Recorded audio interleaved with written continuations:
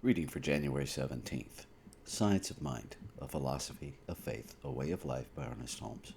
Reading from page 40, paragraph 1 through page 43, paragraph 2, using inclusive language. What it does. We should approach the study of this science rationally, never expecting to derive any benefits from it that its principle does not contain. For while it is true that we are immersed in an infinite intelligence, a mind that knows all things, it is also true that this intelligence can equate us with its ideas only as we are able and willing to receive them. The divine mind is infinite. It contains all knowledge and wisdom, but before it can reveal its secrets, it must have an outlet. This outlet we shall be compelled to supply through our own receptive mentalities.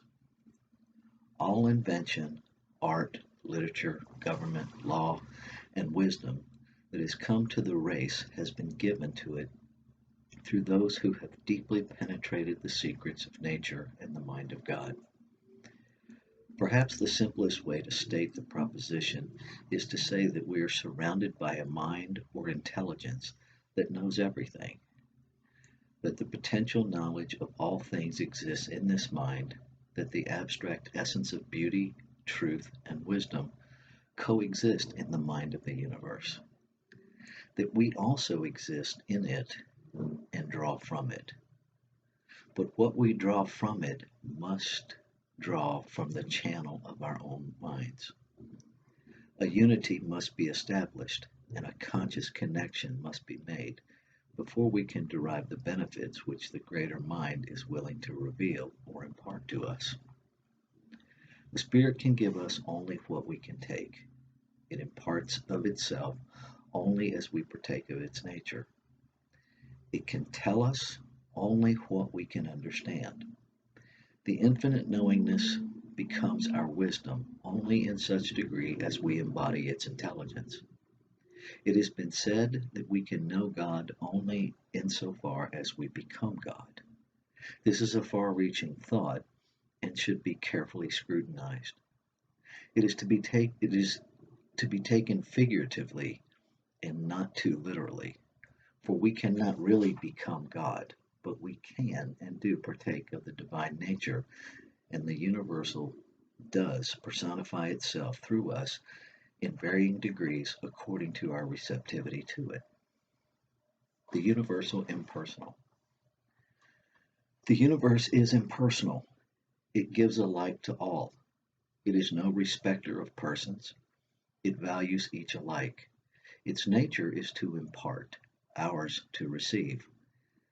When we stand in the light, we cast a shadow across a pathway of our own experience. Emerson advises that we get our bloated nothingness out of the divine circuits, out of the way of the divine circuits. The riddle of simplicity. It is a beautiful and true thought to realize that every human stands in the shadow of a mighty mind, a pure intelligence, and a divine givingness. Not alone unto the great comes the soft tread of the unseen guest. The arrogant have not perceived the simplicity of faith, but the pure in heart see God. The farmer has seen the heavenly host in their fields. The child has frolicked with it at play. The mother has clasped it to her breast, and the fond lover has seen it in the eyes of their beloved. We look too far away for reality. The intelligence by and through which we perceive that there is a spiritual presence and an infinite mind in the universe constitutes our receptivity to it and decides its flow through us. We have made a riddle out of simplicity. Therefore, we have not read the sermons written in stones, nor interpreted the light of love running through life. To return to a sane simplicity is one of the first and most important things to do. All people receive some light, and this light is always the same light. There is one nature diffused throughout all nature. one God incarnated in all peoples. The divine incarnation is inherent in our nature. We are immersed in an infinite knowingness. The question is, how much of this reality are we going to express in our lives? The direct approach is always the best and most effective. Insofar as anyone has spoken the truth, they have proclaimed God. It matters not what their particular approach may have been. The scientist and the philosopher, the priest and the professor, the humanitarian and the empire builder, all have caught some gleam of the eternal glory, and each has spoken in their own tongue, that language which is itself universal. Let us do away with the ponderosity of thought and approach the thing simply and quietly. It is the nature of the universe to give us what we are able to take. It cannot give us more. It has given all, and we have not yet accepted the greater gift. Spiritual wisdom says that God manifests through everything and is incarnated in all people, that all is divinity, and that nature itself is the body of God. The mechanical laws of nature are set and immutable, but the spontaneous recognition of these laws gives us the power to bring them into practical use in everyday life and experience.